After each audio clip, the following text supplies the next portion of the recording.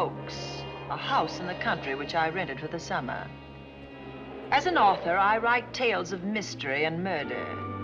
But the things that happened in this house were far more fantastic than any story I've ever had published. I brought a staff of servants from my city apartment, and my maid Lizzie Allen, who had been with me nearly 20 years. Lizzie? Yes, Miss Cornelia. Is the car ready? It's at the door. Look, Miss Cornelia, them servants you brought from the apartment are talking about walking out on us. Really? Well, I know they don't like it here, but I didn't think it was that bad. Well, they've been hearing things about the killer that the police call the Bat and the murders that he committed here this past winter. Now people are saying that he's back again. Well, how can they be sure of that? Has he committed another crime? No, not yet, but that ain't saying that he won't. Here's something else. You've heard about the bats they have here. Animal bats, the kind that fly. Yes, yes.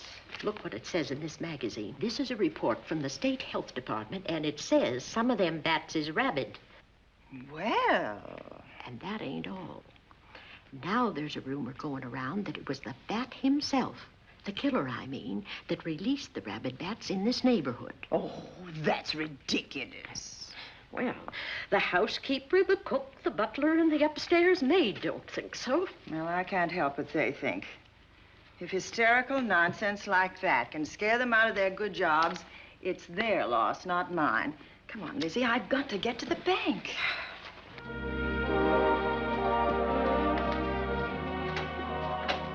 Drive directly to Zenith Bank, Warner. I'm afraid we'll have to hurry. It's near closing time. I'll get you there, Miss Van Gorder.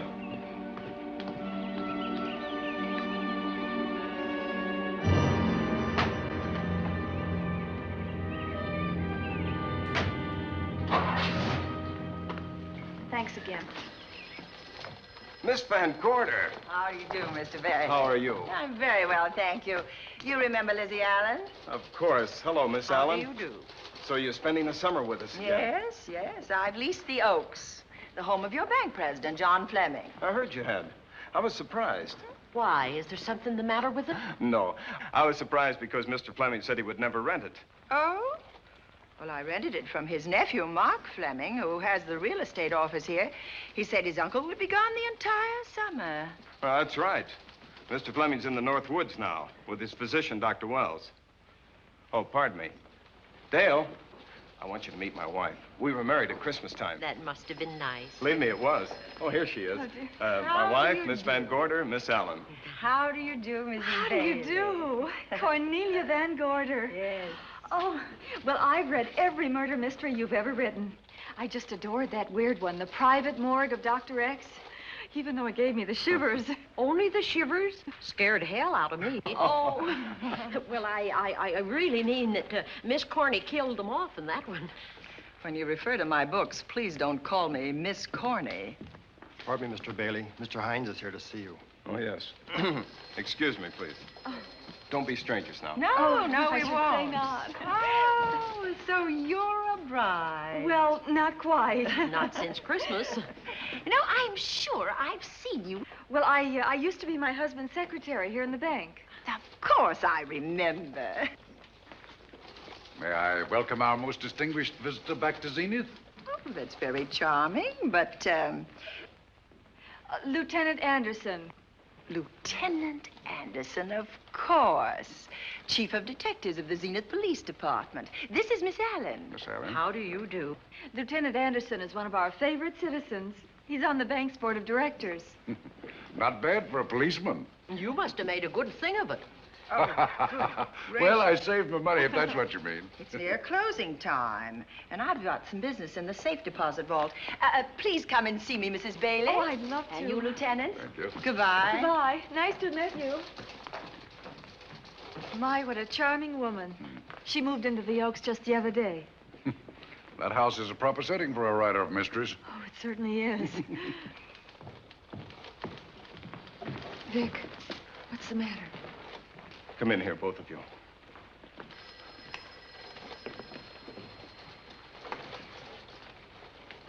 And County, we're in trouble. Wendell Hines came in to pick up $350,000 worth of bonds that we were holding as collateral for a loan. They were kept in our special vault. Mr. Fleming and I are the only officers of the bank who have access to that vault. So? The Hines bonds are gone. That's not all. Other negotiable securities are missing. From what I can gather, short of a careful check, the bank has been looted of over $1 million worth of securities.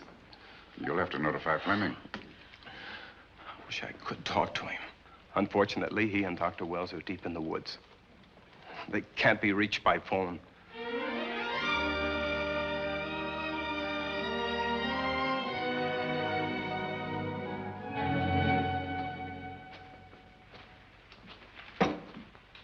What is it?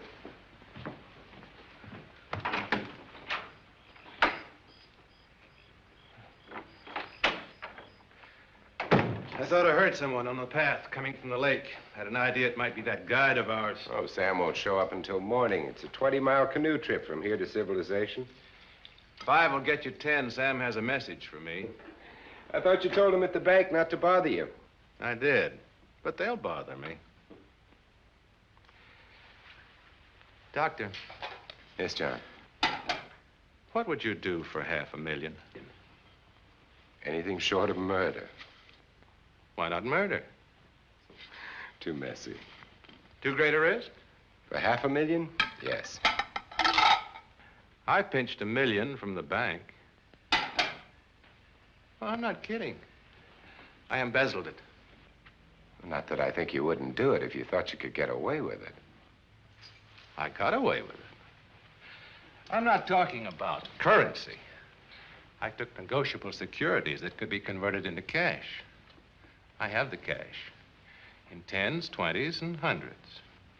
Well, I'm your doctor, not your lawyer. Why tell me this? You'll find out why.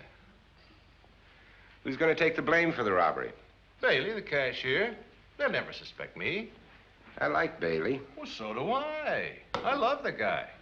I gave him his first chance. He has a lovely little wife. Charming girl. Was the best man. Where's the $1 million? In my family's tomb in Zenith. In the crypt with my father's casket. I don't buy that, John. No? No. You forget that I had you in charge when you were a very sick man. When you raved in delirium.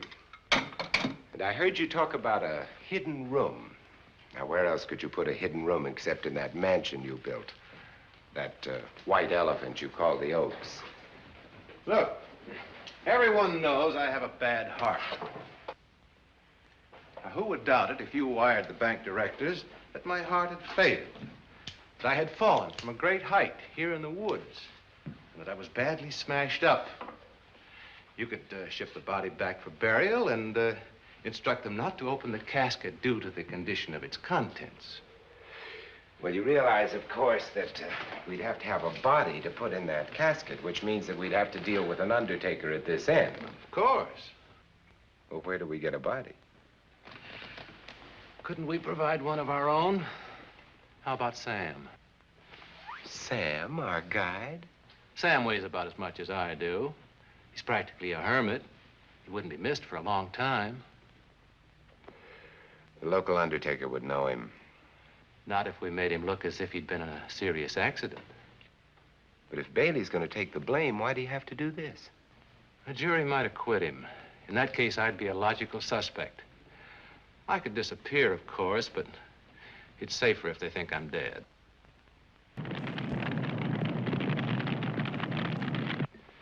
What if I don't go for this deal? In that case, it would be too bad. You mean you'd kill me? What else could I do? Now that I've told you about the $1 million, I'd say you were shot in a hunting accident. Now, look, Doctor, if you can find another body instead of Sam's, it's all right with me. There's $500,000 in it for you. I'll do my best. I smell smoke.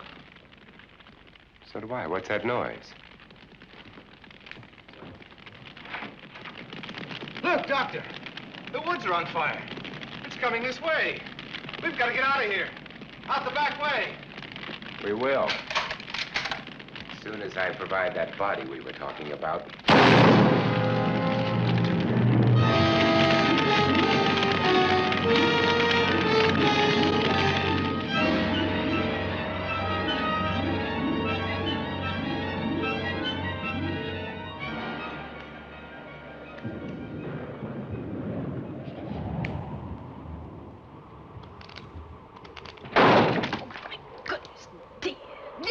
Is that you? Yes, Miss Cornelia. There's a storm coming up, and it's gonna be a snorter. The wind nearly blew the door off its hinges. Well, that noise blew my game higher than a kite. I think I've lost some of the cars. Oh, I'll get them for you. Oh, I see you found the paper. Drat that paper boy, scooting by on his bicycle, just chucked it into a clump of bushes and let it go at that. For land's sake, Mr. Vic Bailey's been arrested. Oh? I think. Victor Bailey, vice president and cashier of the Zenith Bank, was arraigned before United States Commissioner Alvin Fielding, charged with the embezzlement of over $1 million. I can't believe Vic Bailey had anything to do with that robbery. Oh, well, I see our landlord is home again. Landlord? Mr. Fleming. Dr. Malcolm Wells is back in town with the body of John Fleming, president of the Zenith Bank, who was killed in a forest fire. Mr. Fleming will be laid to rest in his family's tomb on Friday. And I hope he stays there. Well, why shouldn't he? Well, this is his house. And ever since he died, some funny things have happened here. For instance? The housekeeper, the cook, and the butler said that they heard strange noises at night. And the upstairs maid swore that she met a man without a face coming up the back stairs. Oh, so that's why they quit and left me to run this place without a staff. They didn't tell you, Miss Corney, but the truth is they was scared to stay. But you're still here, Lizzie. Haven't you seen anything? No. No, and even if I had, I ain't afraid of ghosts. They're afraid of me. Honest, Miss Corney, a spiritualist told me once that ghosts was allergic to me. But this Bat feller they keep talking about in the paper, I guess he'd be different. No, I don't think you'd have the same effect on him.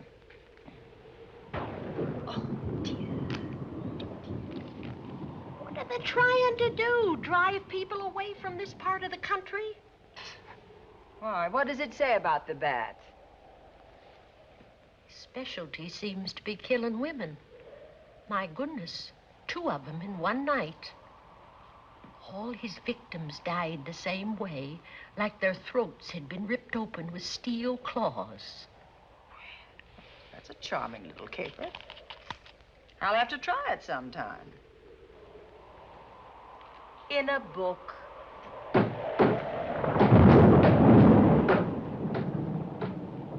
That ain't nothing, just something bumping against the house.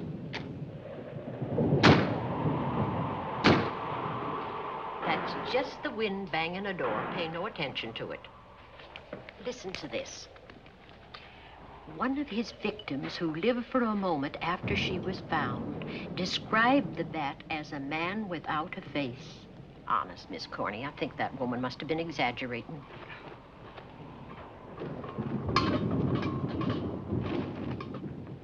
That's just that heavy tapestry at the top of the stairs. I know. I've heard it before on a windy night. That sounds as if there was someone on the stairs. I know there isn't. At least there shouldn't be. There ain't. Them's just the noises you hear in any old house on a windy night. It says here that the Bat never leaves no fingerprints. That's understandable. Having no face, he probably has no fingers either. Lizzie!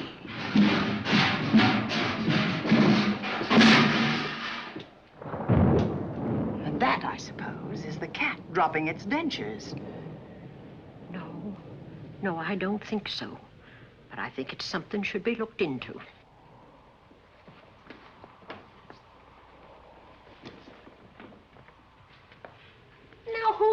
him down here?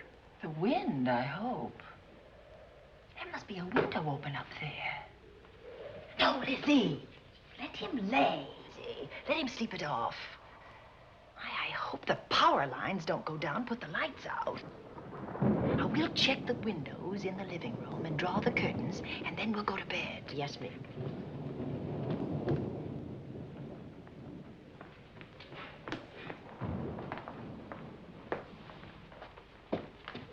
I won't be a minute.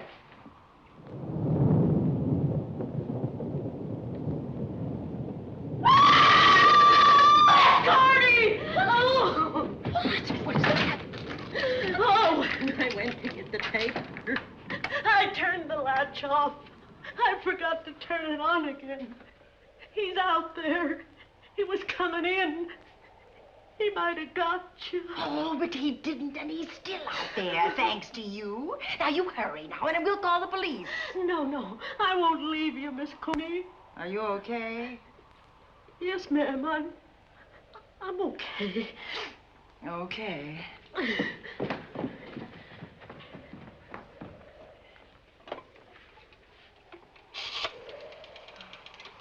Operator? Give me the police department, please. Zenith Police Department. This is Cornelia Van Gorder. I'm living at the Oaks. We know about that, Miss Van Gorder. Just a moment ago, a man tried to force his way into this house. You're not alone there, are you? What about your servants? Well, I have none except my chauffeur, and he's away. He won't be back until the morning. Now, there's only 2 of us here tonight, and we're going to lock ourselves in my room. Now, if any of your men see anything, will you have them call me? I'll send officers over there right away. Oh, thank you very much. Come on, Lizzie. We're going to sleep in my room.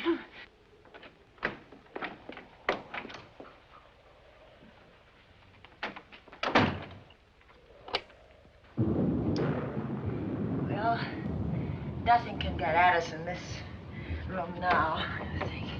This door seems good and solid. Like the door to a tomb.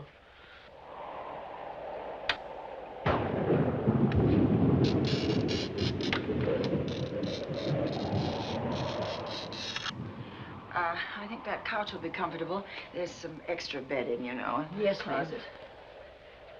Let's see now.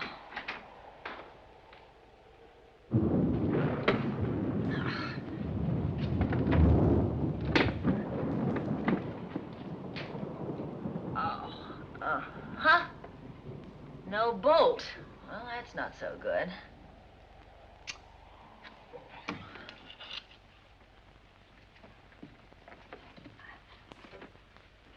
What's that for?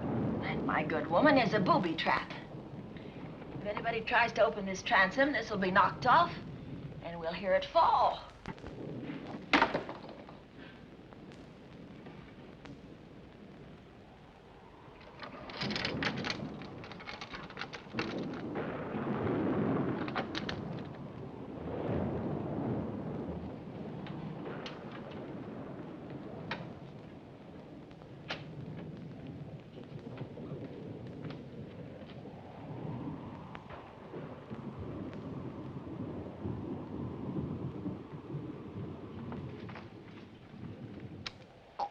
Fiddlesticks. I forgot my night things, my robe, my gown, and my slippers. I'll go get 'em now. Now, wait a minute, Lizzie. I'll go with you. Now, don't you bother, Miss Cornelia. My room's just down the hall. Lizzie, I told you to wait. It's all right. I'll only be a second. Get in here. Get in here.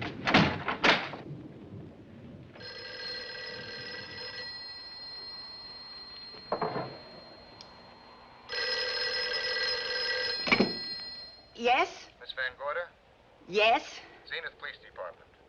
There's a police car just outside your house, and the officers in it have reported that there's no sign of a prowler anywhere on the grounds. Well, the man's inside now. He's in the hall, just outside my bedroom.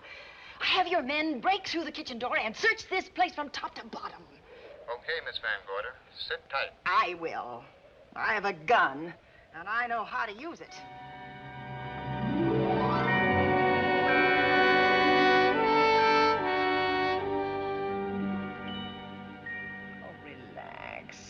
relax, Lizzie. The police did a good job. They couldn't find anybody in here.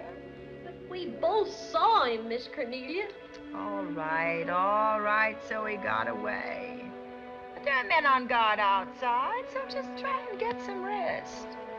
There's nothing can get at us here.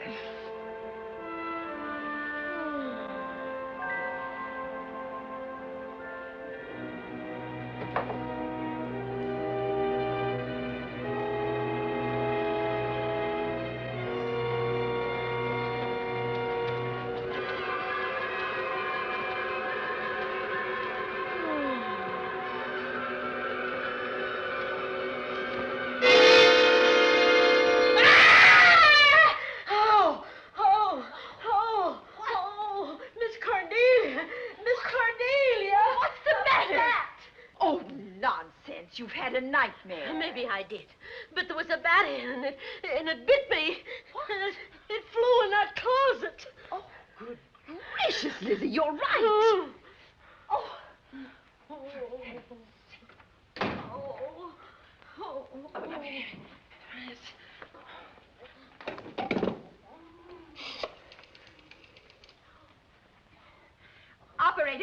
Operator, will you get me Dr. Malcolm Wells' office, please?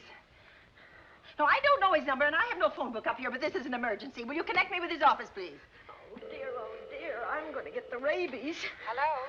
Hello?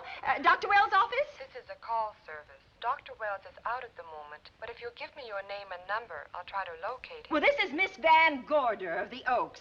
My maid has just been bitten by a bat that may be rabid, and she must have treatment as soon as possible. And I was told that Dr. Wells was the nearest physician. I'll try to find him for you, and if I can't, I'll send you another doctor. Oh, well, thank you very much.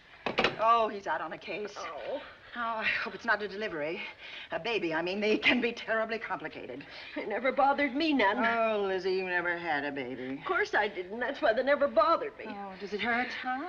Little.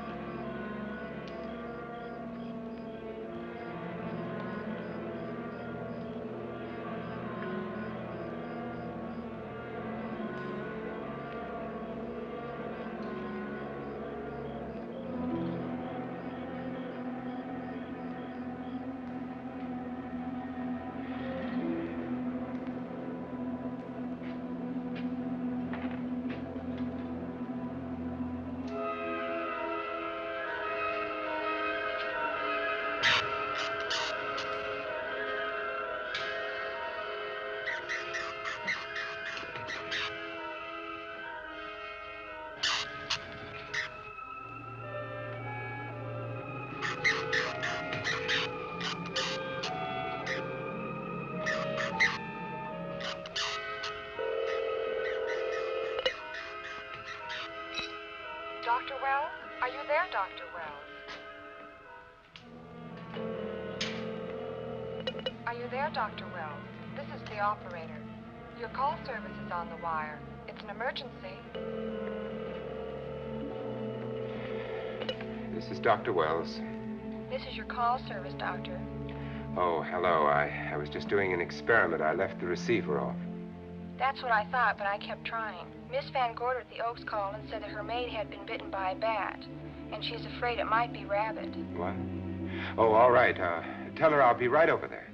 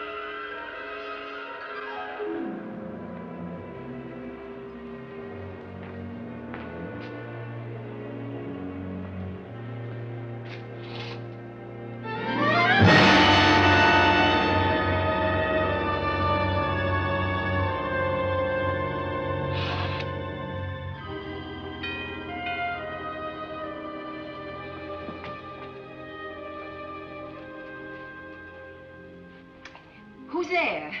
Dr. Wells. Come in. Good evening. Oh, I'm so glad they found you, Doctor. Well, I reached my office shortly after you called. How is your maid? Is she in any pain? No, she doesn't seem to be. Did the bat get away? No, I believe it's still in my bedroom. Oh, good. I'll want to examine it. There you go, Miss Allen. Now you feel better? Doctor, have I got the rabies? Well, I can tell you better after I've examined the bat's brain under a microscope. That thing's got a brain? Oh, you'd be surprised. Well, where is it? I think the little darling is in that closet. Oh. You know, it's a pity you leased this house, Miss Van Gorder. Why a pity? Well, my dear lady, I don't want to alarm you, but... Oh, well, after tonight, nothing can alarm me. Yes, I understand. It must have been terrifying. So many unexplainable things have happened here. There's something about the place. Your servants must have sensed it when they walked out on you. An apprehension of disaster. Well, let's see. Aha! Yes. There he is. All right, now. Take it easy. Nobody's going to hurt you. Quiet now. Quiet.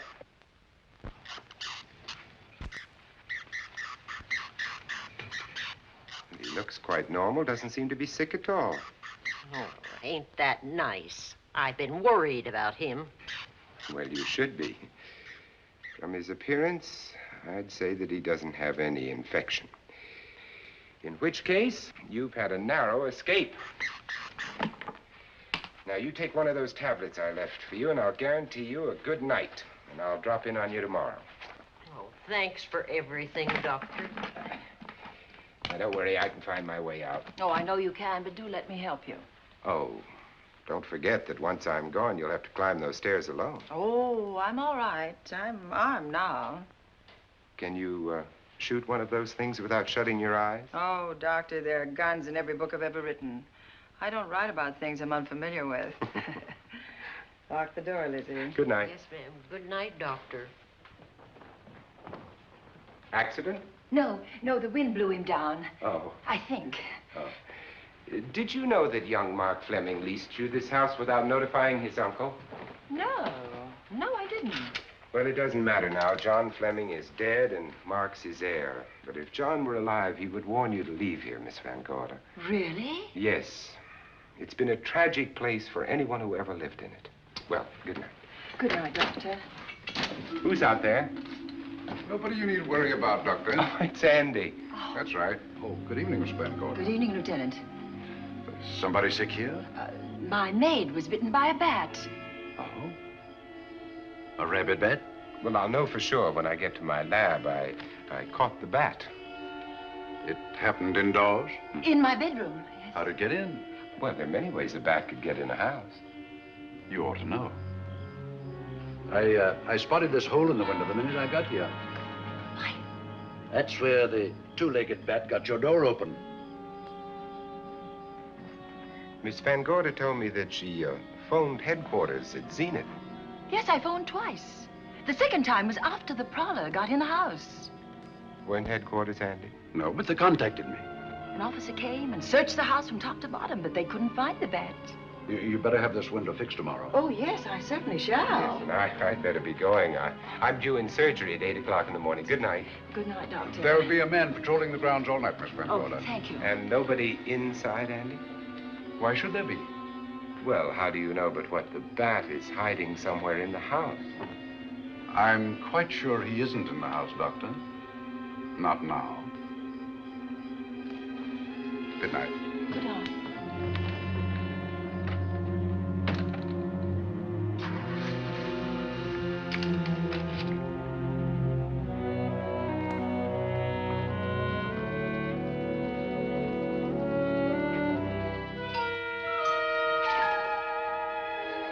Hi, Andy. Hello, Mark. Well, congratulations. Real estate business must be picking up. New office, new furniture. New deal. How do you like it? It looks expensive. Are you squandering your inheritance? Oh, I haven't got it yet. Well, the paper says John Fleming left his entire fortune to you. Funny thing about that entire fortune is that we can't find it. No kidding. Oh, all Uncle John had in his bank account was a couple of $100. And his safe deposit box was empty. If we don't find that missing million, mine will be empty, too. How come? Well, all my savings were invested in Zenith Bank stock. The examiners won't certify the bank as solvent until those stolen securities are found. So the stockholders have voted an assessment that'll wipe some of us out. It's a since those securities have been converted into cash. And if I can't find that cash, I'm sunk. Well, where are you going to look for it, Andy? Here in Zenith. Your uncle wouldn't take $1 million on a hunting trip, would he?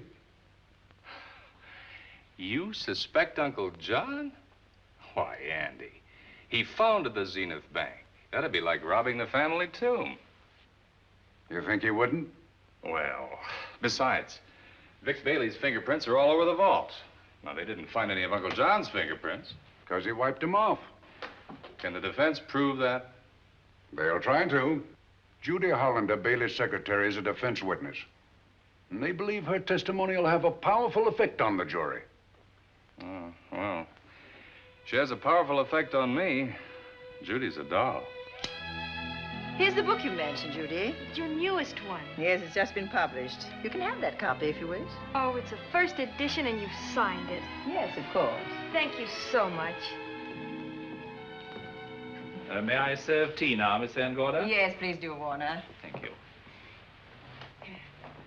Well, I see you've engaged new servants. Yes, of course. Well, how did you persuade them to live in this house? Well, Jane Patterson, my new housekeeper, knows this house better than you do, Doctor. Oh? She worked for John Fleming.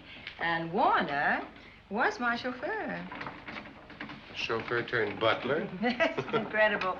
He can play any part at a moment's notice. Did you get a plumber, Warner? No, we can't get a plumber for 3 days, madam. What about that leaking pipe? The basement will be flooded in 3 days. Now, the pipe is no longer leaking. You mean it's dried up of its own accord? No, not quite. I packed the elbow where the water was coming out. Packed the elbow? Oh, where did you learn how to do that? Well, into each life, a little rain must fall, and a careful man learns to keep himself dry. Now, is there anything else that you require, Miss Van Gorder? No, not at the moment, Warner. Thank you, madam. Now, there's a character. How long did you say that he worked for you as chauffeur? About 3 months. Well, I hope he doesn't have a police record. My dear Dale, it may interest you to know that the last night of his life, John Fleming told me that he loved your husband like a son. If Fleming were alive today, he would be fighting to prove Vic's innocence.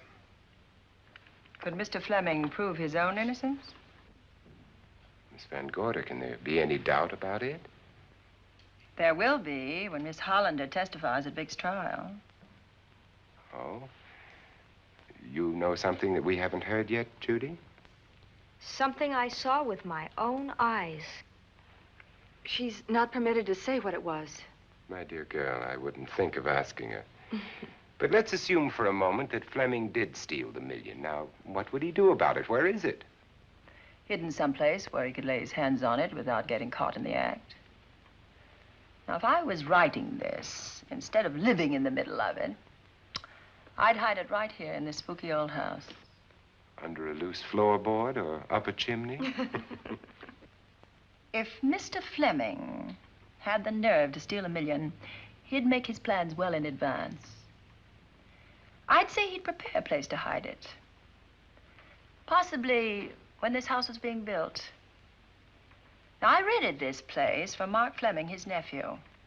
I wonder if he'd have the floor plans. I'll ask him. Yes. Lizzie, will you bring Mrs. Bailey the phone? Oh, you ask him now. Okay. His number is Summit 7537. Oh, thank you, Lizzie. Summit 7537. Not bad, eh, Andy? That means new business. Now, you see, somebody wants to buy a house. Mark Fleming speaking. Oh, hello, Dale. Well, hang on a minute, honey, while I see if I have him. It's Dale Bailey, all excited. Miss Van Gorder wants to know if I have the floor plans of the Oaks. Now, what would she want with the floor plans? Well, she suggested to me that your uncle might have hidden the bank loot there. Are the plans here?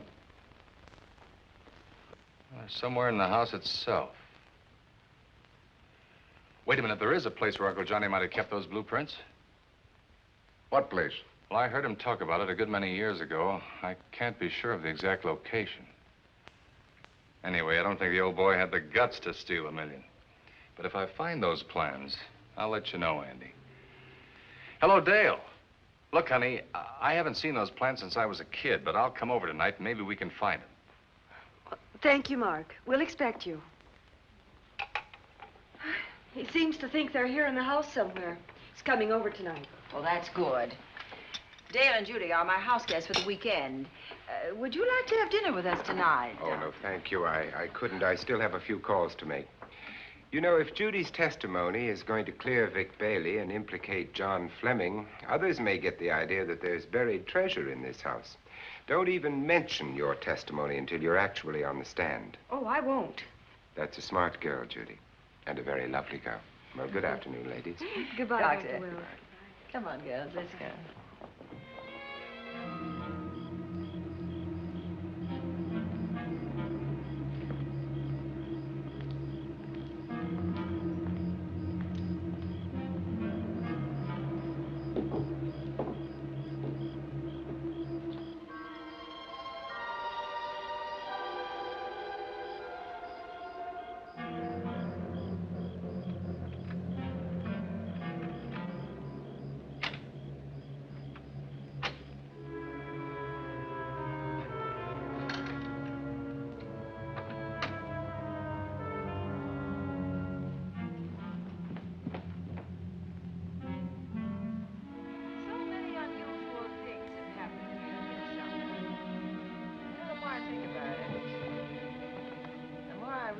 I should be putting them down on paper. Weren't you your husband's secretary, Dale? Yes, I was. Do you take shorthand? Mm-hmm. Well, my dear, if you'd like to have your mind occupied, I want you to work with me while I write the story of this fantastic criminal, the Bat.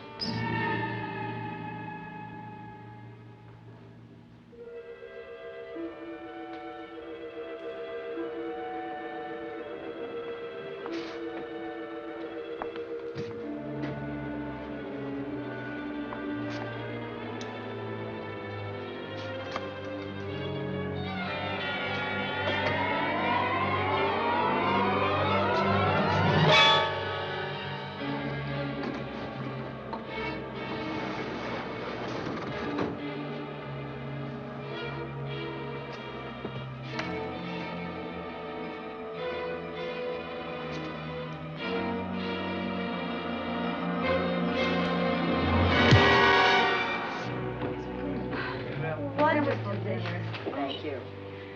It's really nice. It's a good dinner, Lizzie. As usual. Wonderful. Oh, what a lovely piece of silver. It's an original, isn't it? Yes, they still use them in England for buffet breakfasts. Some hot water in the bottom. Should keep us hot, your sausages and your scrambled eggs. Interesting. Very useful. Really nice.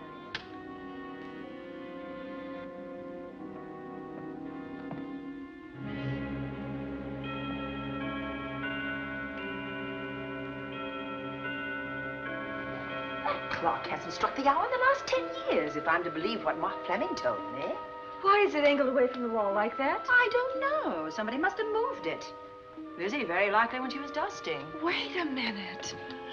Did you know there's a door in this paneling? No, I didn't.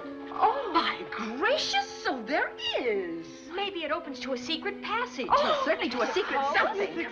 Who knows, girls? We'll be about to stumble on that missing million. Oh, this is... Oh. There's a panel. There must be some gimmick to it. There always is. Yes, it moves. It moves. It moves. Oh,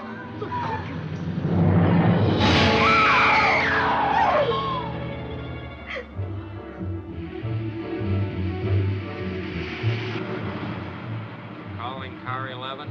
Calling car 11. Proceed to the Oaks in Zenith Township immediately. A homicide has been reported. Okay. Proceeding to the Oaks. Notify the county coroner, Dr. Wells. Tell him to come to the Oaks at once.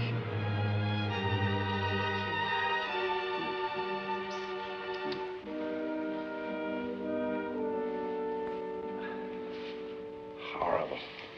As if his throat has been torn by some creature with fangs or claws. That's his sign. We found it on the others he killed. I'd hoped those reports that he was up to his old tricks again were pure imagination, but apparently they're based on fact. He's come back. Back to the scene of his kills. Yes, that's who I mean. That's who did this. The bat. Who found Mark? We all did. And his Dale and Judy and I. Lizzie was in the dining room. This is my new housekeeper, Jane Patterson. You know, she worked for John Fleming. I know her. Where were you, Mrs. Patterson? In the kitchen, cleaning up. I cooked the dinner tonight. Did you know that the secret closet was here? No. It was behind the grandfather's clock. Well, it was I who found it, really. Noticed the clock had been moved and the door wasn't quite closed. I'll get it.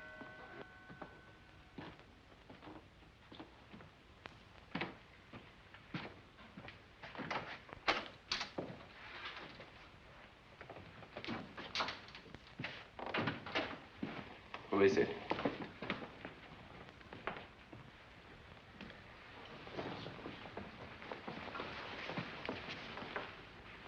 Mark Fleming. As coroner, you saw the same wounds on the others. How long's he been dead? Oh, I'd say about a half an hour. You believe it was the bat? That's a bat's trademark. Perhaps he's still in the house. That's possible. Why should he be? Because he's looking for something, and like you, he believes it's here. And he's a persistent killer. I would advise you to get out of this house as quickly as possible, notwithstanding our expert police protection. Have you called the morgue? They're on their way here. Oh, good. I want to examine the body before they get here. May we take it into another room? Yes, to the sunroom in the back. Thank you. Give me a hand. Excuse me.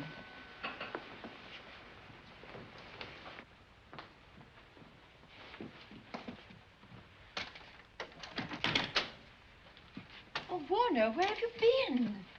Well, madam, has been an accident? There's been a murder. Mark Fleming, the young man from whom I leased this place, was killed here tonight. They know who did it? Well, they believe it was the bat. I'm sorry I had to use the front door, Miss Van Gorder, but I forgot my keys, and when I rang the bell at the kitchen door, there was no response. Oh, this is Warner, Lieutenant. He's my butler. He was my chauffeur. Why'd you promote him? Well, it's very difficult to find a butler. They don't like service in the country. Have you been a butler before?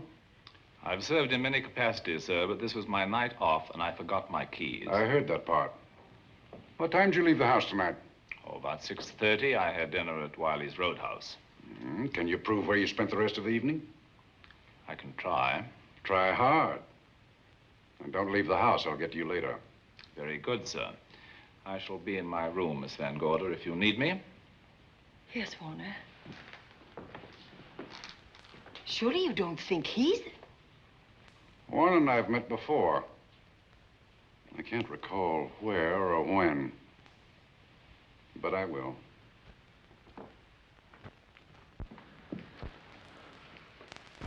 There'll be a crew here shortly from headquarters, dusting for fingerprints, taking photographs. But in the meantime, Mrs. Patterson, you aren't leaving the house tonight, are you? No, Lieutenant. Don't. I'll talk to you in the morning. Good night. Good night, sir. Good night, Miss Van Gorder.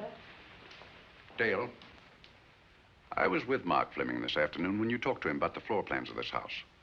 I heard him tell you he was coming here tonight. Dale called him at my request.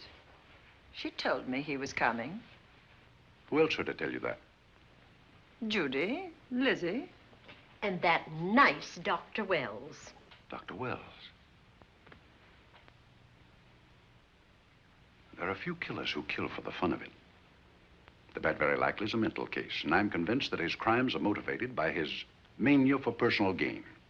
There's $1 million at large, and he's going to keep on hunting for it until he lays his hands on it. Now, these young ladies are staying here tonight? Yes, they're my house guests. Well, when my crew arrives, we'll be busy for a while, so I'd suggest that we go to our rooms? That's a very good idea. Come on, girls. What about a police guard for this house tonight, Lieutenant? You've got one. I'm going to cover this place tonight from the attic to the basement. If the bat makes another call, I'll have a little surprise for him. Who is he? Have you any idea?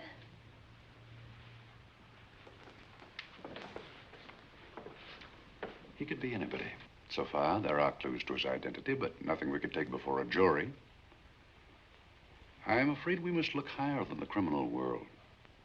He may be a merchant, lawyer, doctor, scientist, one of the pillars of his community. Ladies, lock your doors tonight. Stay behind them. I promise you you'll be safe. Good night. Good night, Lieutenant. Good night.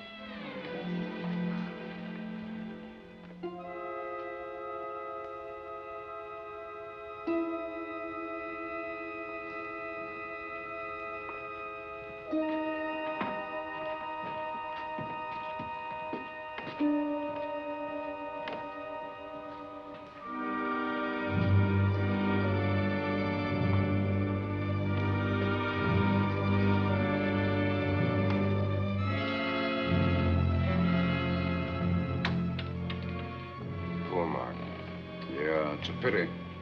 So young. Well, Doctor, do you agree it was the bat? In my report, I shall say the death was caused by the same technique used in the other killings. A paralyzing blow to the throat, followed by severe lacerations of the jugular, resulting in excessive hemorrhage. In a layman's language, he didn't know what hit him. Oh, he knew. But he didn't have time to think about it.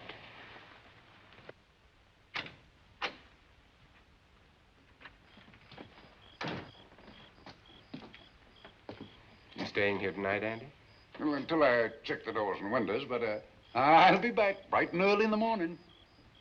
Neither snow, nor rain, nor heat, nor gloom of night stays these couriers from the swift completion of their appointed rounds. A lot of people are due for a shock when I close this case. Yes, I'm sure they are. Good night, Andy. Don't get hurt. Good night, Doctor.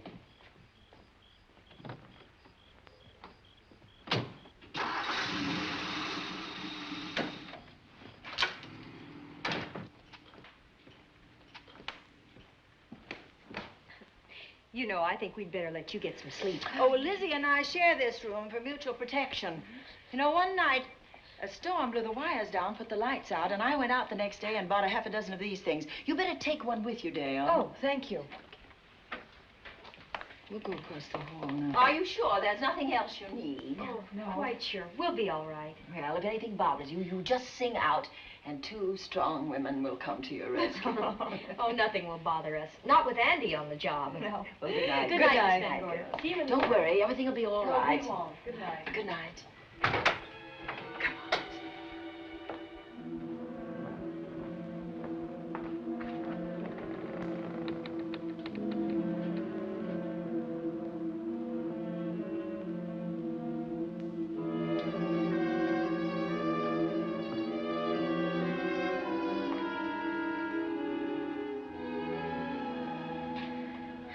I don't think I'll sleep tonight. Me neither. All I can see is poor Mark Fleming staring at us. I thought that when people died, their eyes closed, as in sleep. Don't think about it. I'll bet you're thinking about it. No, I was thinking of my poor husband sleeping in jail tonight. Oh, Judy, I love him so much.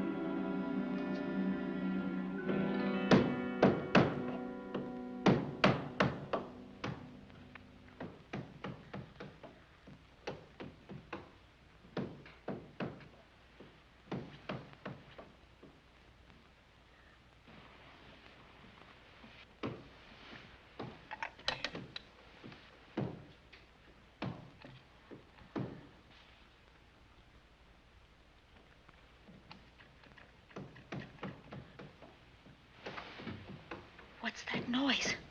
Oh, I don't know. I kind of fell half asleep. For a moment, I thought it was something from a dream. It's somewhere in the house. Yes, on the floor above. Not directly over us. Probably a room overlooking the driveway.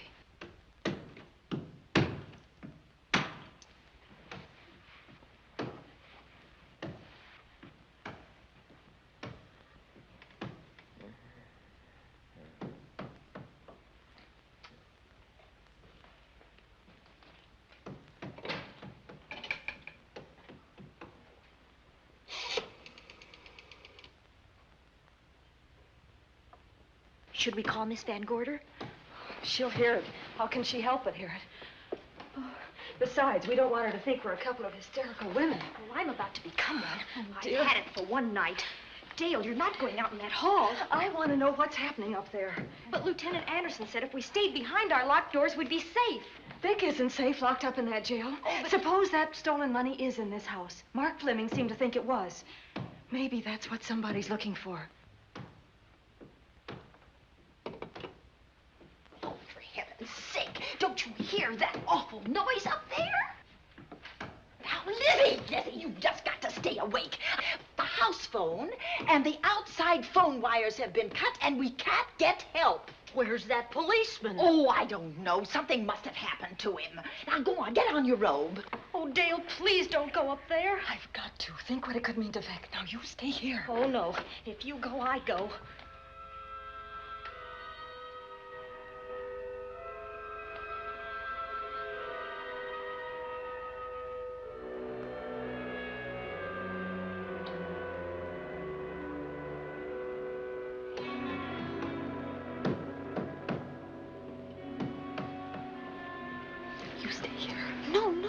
You go up there alone. You wait here. I'm going to see what it is. Oh, please let me go with you. Judy, will you warn me if anyone comes? I'll only be a moment. Now, wait.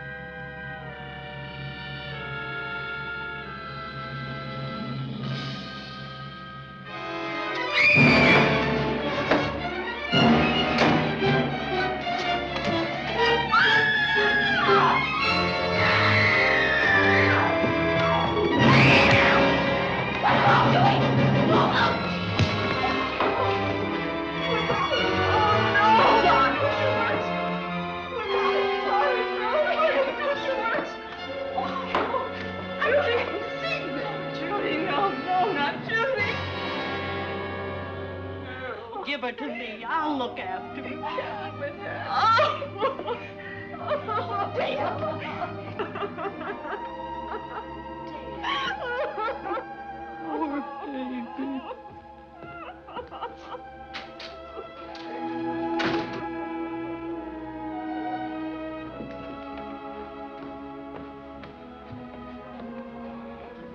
Judy.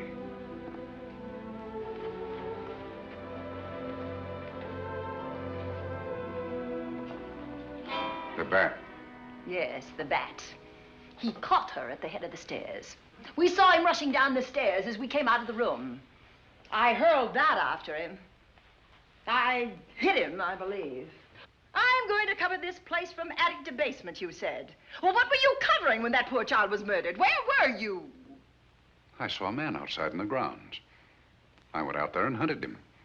I heard him in among the trees, and so I followed the sound of him as far as the brook down near the back road. And then I lost him. I'd rather give my own life than have this happen to Judy. But I told you to stay in your rooms and lock your doors and stay there. What was she doing at the head of those stairs? That was my fault. They heard a strange noise. Heavy pounding in one of the rooms on the 3rd floor. We all heard it. I wanted to see what it was. Judy, well, she wouldn't let me go out by myself. I made her stay on the balcony. What about your new butler? Oh, well, he's in his room, I suppose. Oh, Mrs. Patterson. Oh, yes. Did you know what happened here? No, sir, but I heard the screams. I went to call Warner. We have rooms on the same floor, but he wasn't in his room. His bed hasn't been slept in. If Mrs. Patterson heard the screams, Warner could certainly hear them. You're quite right, sir. I heard them. Oh, you did? And where were you? Outside in the grounds. Miss Holland has been murdered. No. Oh, so you're surprised. Shocked. Well, I've seen better performances. I remember you now. Your name's not Warner. I've got a circular in my office with your picture on it. The Chicago police not so long ago were hunting for you in connection with the robbery. You're right again, sir. And they found me and they tried me and I proved my innocence and I was acquitted. That could have been a lucky break. Where were you when this child was killed? I told you before, sir. Outside. What were you doing there? I was following you. I saw you leaving the house, and it seemed that you were hunting someone. I thought you might need some help. Oh, yes, sir. I followed your flashlight down through the trees. Then it disappeared. And then suddenly, as I was staring out into the darkness, I was struck by something on the back of the head. The next thing I knew, I was lying on the ground. I realized I'd been knocked out. I wish you had been knocked out. But then we'd have found you with your mask still on your face. You were hit here in this house with this poker as you were rushing down those stairs after that child was killed. Oh, no, sir. You can't pin this on me. I'm not the bat. I've never killed. I couldn't kill. I won't take the rap for this.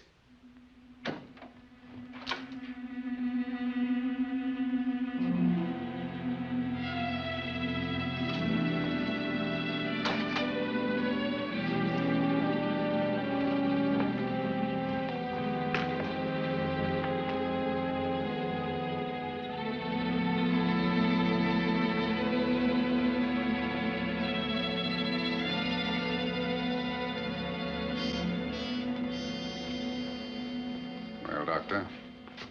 We have another case for the county coroner. You see, the bat came back. Why did you come back, Doctor? Well, I had an accident about a mile down the road. The right rear wheel of my car came off, and I plunged into the ditch. This was the nearest house, so I came here to call for help. I thought I'd find you around, Andy. Physician, heal thyself. You must have been hit by something on the back of your head. I told you I had an accident. So you did, Doctor. So you did. I could be wrong. But maybe I'm not. We shall see. All right, Dale, let's start a new chapter. For days, the murders held the headlines. Lieutenant Anderson grilled us and ransacked the house from top to bottom. Warner was not placed under arrest, but his every move was watched. At night, except for a detective on guard in the house, the police and the reporters left us alone. And on one of those nights, without telling Lizzie or anyone else, I pursued a secret investigation of my own.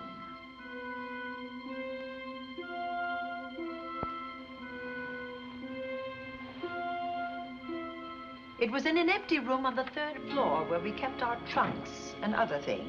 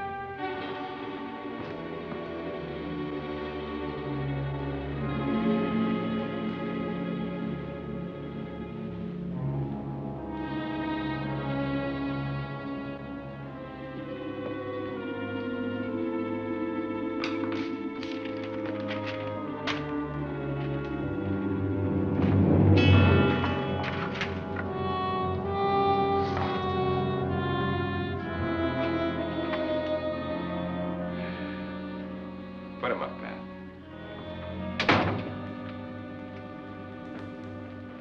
It's a bright idea to kill me in my own lab and let people think that I'm the bat. But you had to kill me first. What was it to be, ambush? And clever as you are, you're not smart enough to do that.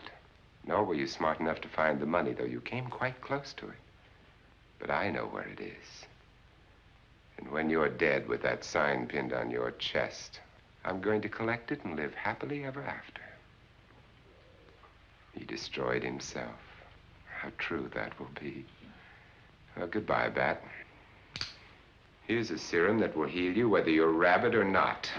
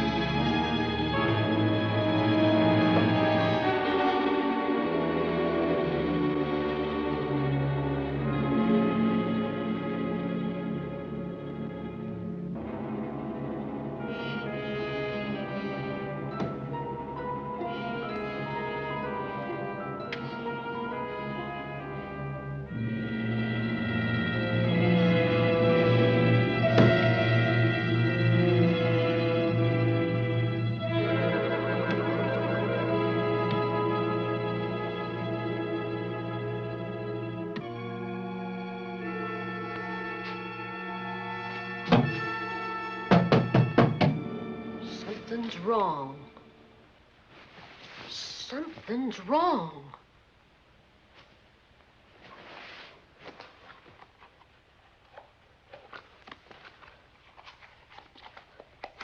Miss Cornelia.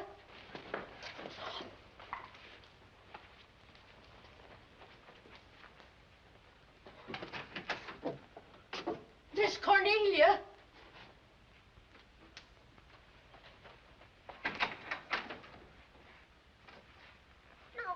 Where would she be going at this time of night?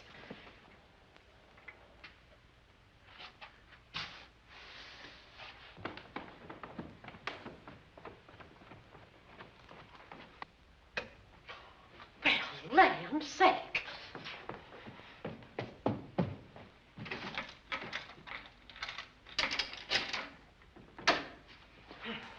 I never.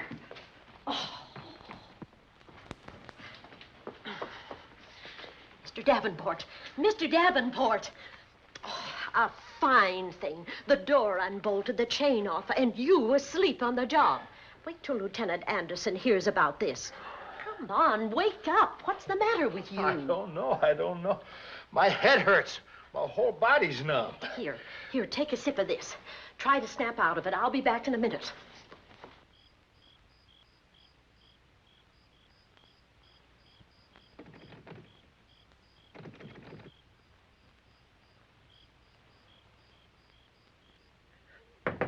Hurry, will you? It's Lizzie. I'm terribly worried. I can't find Miss Cornelia anywhere, and something's happened to the policeman. I don't know what. Get Warner. Bring him to the drawing room. Tell him we need him.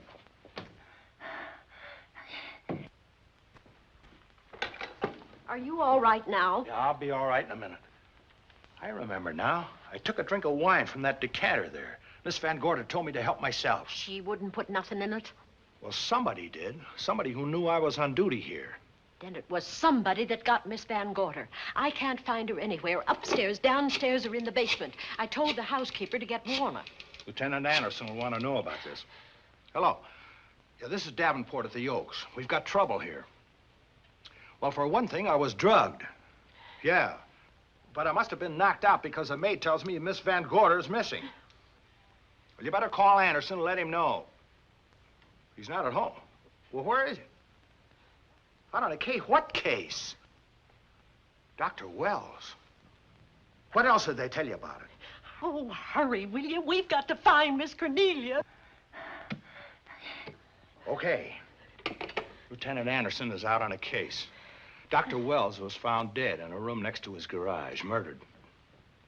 Dr. Wells? There's something queer about the killing of Wells, but headquarters won't talk about it. Lizzie, Warner isn't in his room. There's no sign of him anywhere. And I was supposed to keep an eye on that guy. Where's Miss Cornelia? That's what I want to know. Wait a minute. Didn't you say that the chain and the bolt were off of the front door? I certainly did. Well, maybe Miss Van Gorder went outside. Oh, she never would. We better look. I can't breathe. There's no air.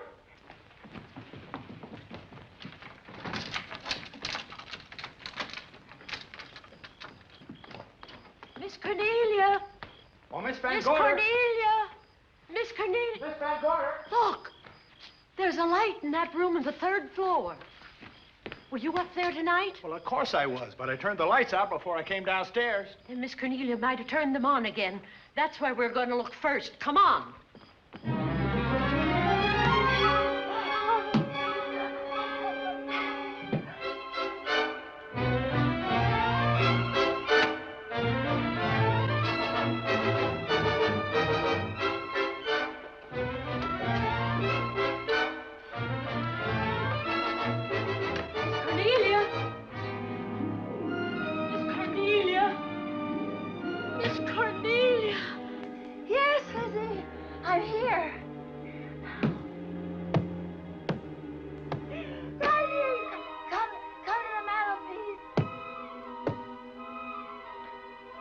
Here we are, Miss Van Gorder. What do we do now?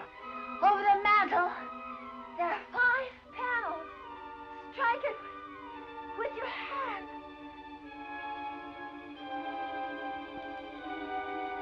Which panel did you say, Miss Van Gorder? Oh, I can't. I just can't. Miss Van Gorder, which panel? We couldn't hear you. She said strike it. What difference does it make which panel? Strike them all. Look.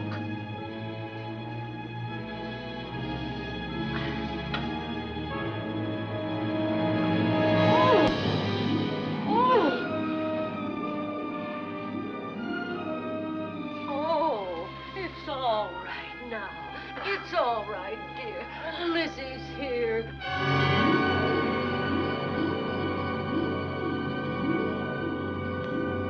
Feeling better? Yes, much better. We'll take you to your room. Oh, no, you won't. I'm going to stay right here. I'm quite all right. Oh, how blessed it is to breathe without an effort. You know, no one knows how sweet the air can taste until someone shuts it off for a moment. That room is just like a box. When the mantelpiece closed, it seemed like all the air was drawn out of it. Look, there it goes again.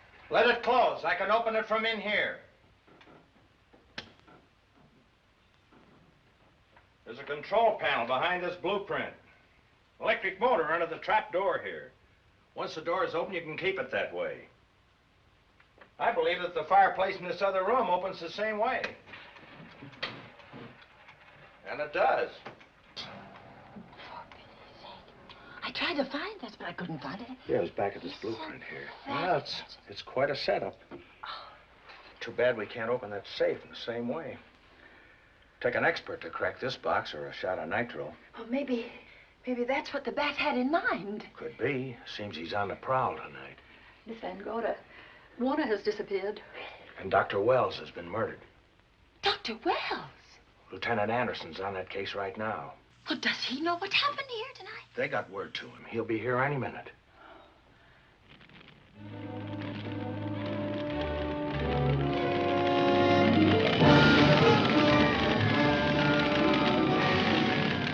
What's that noise? Miss Van Gorder, the garage is on fire. Scott, look at that. Lizzie, put that light out in the other room. Now, where are you going? To report the fire. Well, you just stay right here. But Miss Van, go to the garage. Well, let it burn. You watch the stair. Can't you see that fire was set to get us out of the house? Out of the house? Were you talking about the... Yes, I'm talking about the bat. Now that the lights are out, he'll think his trick has worked, and we've gone. He'll be here any minute. Well, so will Lieutenant Anderson. I hope so, but the bat will be here first. And he'll kill again if we're in his way. We've got to be as clever as he is.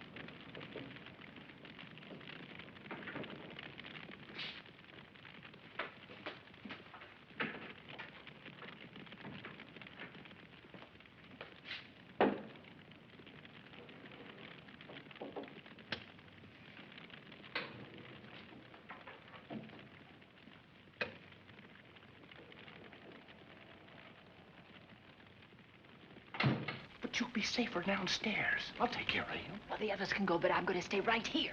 All right, but get out of sight.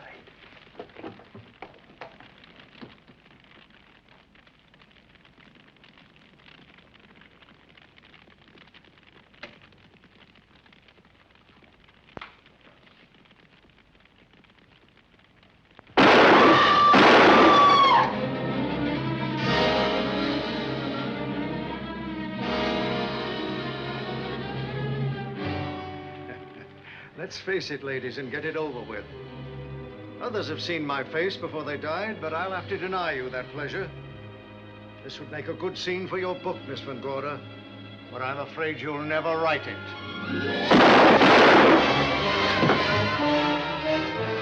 That is Warner. I could tell. You misjudged me, Miss Ellen. Warner! I don't like being a murder suspect, Miss Van Gorder. I was headed for a plane, but halfway to the airport, I changed my mind and came back. I'm glad that I did.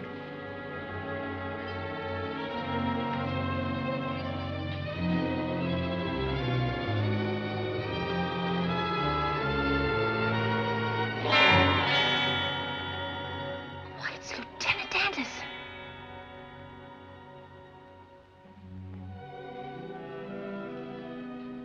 Yes, it was Anderson. He'd discovered the secret of the hidden room and was waiting to get into it and open up the safe. We found the money in it, a little over $1 million in tens and twenties and hundreds. Good old Andy. With all his ill-gotten gains invested in bank stock. It's rather a clever way to hide stolen money. In the open, as it were, and so respectable. But don't try it. No matter how clever you are, you can't hide murder.